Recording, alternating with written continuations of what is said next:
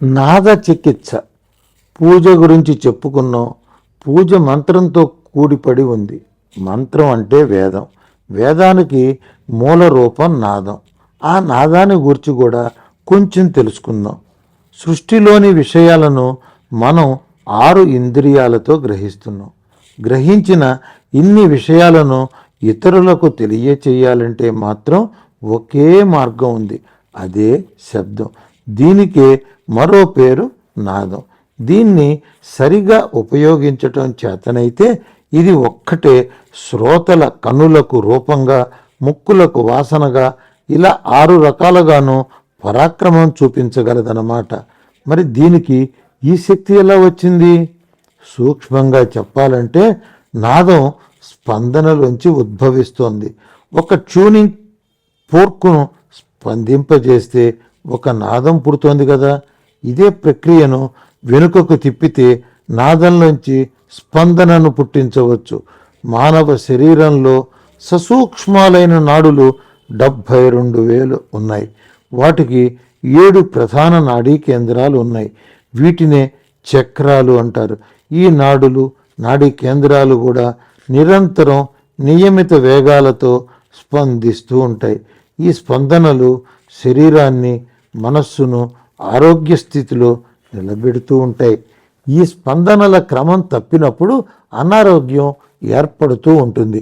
మరి ప్రకృతి సిద్ధంగా ఏర్పడిన స్పందనలు క్రమం తప్పటం ఎందుకు జరుగుతుంది? ఇందుకు కారణాలు 2. ఏదో ఒక ప్రలోభానికి లొంగి ఏదో ఒక దోషం చేసిన వ్యక్తి పైకి పవిత్రుడిగా వ్యవహరిస్తూ ఉంటాడు. స్వార్థం వల్ల తెలిసి కూడా దోషం కొనసాగిస్తూ ఉంటాడు. అలాంటప్పుడు అతని మనసులో ఒక కొత్త ఒత్తిడి పుడుతుంది. ఈ ఒత్తిడికి ఫలంగా నాడుల స్పందన క్రమం తప్పుతుంది. ఫలితంగా అనారోగ్యం ఏర్పడుతుంది. ఇది ఒక రకం. రెండో రకం, పిడుగుపాటు వంటి బహిర్గత కారణాల వల్ల హృదయోద్వేగాలు తలకిందులై నాడుల స్పందనలో మార్పు రావటం. దీనివల్ల కూడా అనారోగ్యం ఏర్పడుతుంది. ఈ 2 రకాలలోనూ కూడా మనసుపై ఒత్తిడి, నాడులలో స్పందనాలలో మార్పు, ఇవే అనారోగ్యానికి మూల కారణాలు. మరి దీనికి చికిత్స ఎలా? నాదం వల్ల స్పందనలను కలిగించవచ్చని చెప్పుకున్నాం కదా. సరి అయిన సంగీత స్వరాల ద్వారా నాడీ తంత్రులలోకి నిర్ణీతమైన నాద తరంగాలను ప్రవహింపజేయటం ద్వారా నాడీ స్పందనల గతులను సరిచేయటమే నాద చికిత్స. హోమియో వైద్యం మనసుకు మందు వేసి వ్యాధులను నయం చేయాలని చూడగా, నాద వైద్యం నాడీ స్పందనల ద్వారా వ్యాధులను నయం చేస్తుంది. మానవ శరీరంలోని నాడులే కాదు, ఈ ప్రపంచంలోని అణువు, ప్రతి గోళము, ప్రతి బ్రహ్మాండము నియమితమైన విధానంలో స్పందిస్తూనే ఉంది. అంటే నియమితమైన నాద తరంగాలను సృష్టి చేస్తోంది. ఉదాహరణకి సూర్యోదయ సమయంలో సముద్రం అడుగు నుంచి ఆకాశ గర్భంలోకి సూర్య కిరణాలు పొడుచుకుని వచ్చేటప్పుడు ఒక నాదం పుడుతుంది. మళ్ళీ ఆ సూర్యుడు అస్తమించేటప్పుడు వేరొక నాదం పుడుతోంది. అలాగే పూర్ణిమ నాటి సముద్రుడు నాదం వేరు, అమావాస్య నాడు వేరు. ఇలా కాలాన్ని బట్టి ఈ విశాల ప్రకృతి సహజంగా ఆవిష్కరించే రాగాలు కొన్ని ఉన్నాయి. గాయకుడు వెలువరించే రాగాలు ఆ సమయ ప్రకృతి వెలువరించే రాగాలకు సజాతీయంగా ఉంటే అవి 2 పరస్పర సహకారులుగా పనిచేసి ఫలితాలను రెట్టింపు చేస్తాయి. అవి పరస్పరం విరుద్ధంగా ఉండే ఫలితాలు దెబ్బతింటాయి. అందుకే సంగీత శాస్త్రంలో రాగాలు ఉదయ రాగాలని, మధ్యాహ్న రాగాలని, సాయంకాల రాగాలని, రాత్రి రాగాలని ఇలా విభజించారు. ఉదాహరణకి మలయ మారుత రాగం, ఇది ఉదయ రాగం. ఉదయ సమయంలోనే ఈ రాగం పాడినా విన్నా మత్తు వీడుతుంది. ఈ రాగం వింటూ నిద్రలేస్తే బుద్ధి ప్రసన్నమై తెలివి పెరుగుతుంది. రోగికి రోగం అదుపులోకి వస్తుంది. యోగికి మనస్సు ఏకాగ్రమవుతుంది. ఇవి సామాన్యంగా ఉదయ రాగాల లక్షణాలు. మధ్యాహ్న రాగాలు సామాన్యంగా ఉదరకోశ వ్యాధులను నయం చేస్తాయి. సంధ్యా రాగాలు హృదయ కోశాన్ని సరిచేస్తాయి.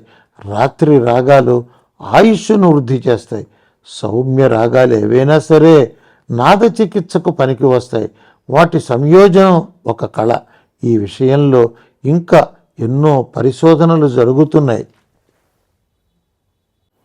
వేదవాంగ్మయ పరిచయం. మాతృపితృ సహస్రేభ్యో హితైషిణ వేదోపనిదిష్టం. ప్రపంచంలోని వేలాది తల్లిదండ్రుల కన్నా కూడా మన హితాన్ని సమధికంగా కోరేది వేదం.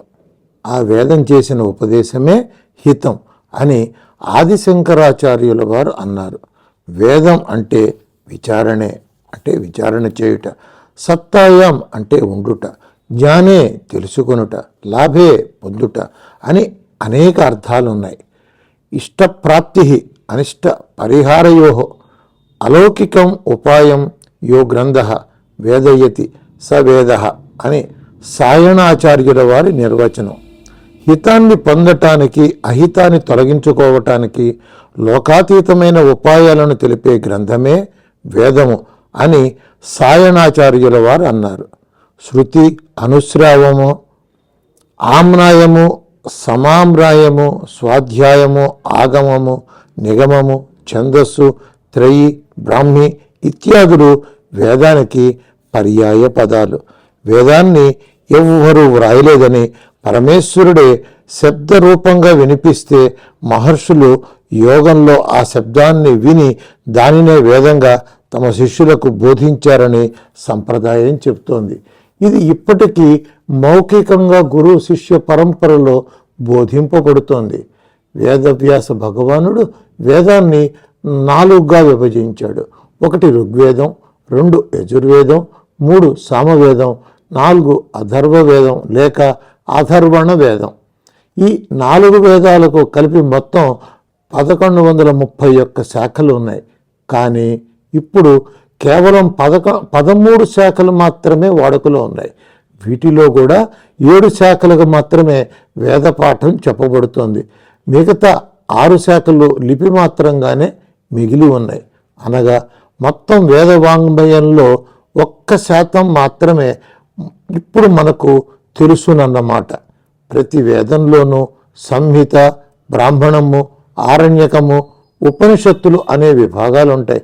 ఇవి గాక ప్రతి వేదశాఖకు అనుబంధంగా ప్రాతిశాఖ్య, శిక్ష, శ్రౌత సూత్రము, గుహ్య సూత్రము, సుల్భ సూత్రము మొదలైన గ్రంథాలుంటాయి. ఒక్కొక్క వేదానికి గల శాఖాదుల సంగ్రహ స్వరూపాన్ని ఈ క్రింది పట్టికలో మనం చూడవచ్చు.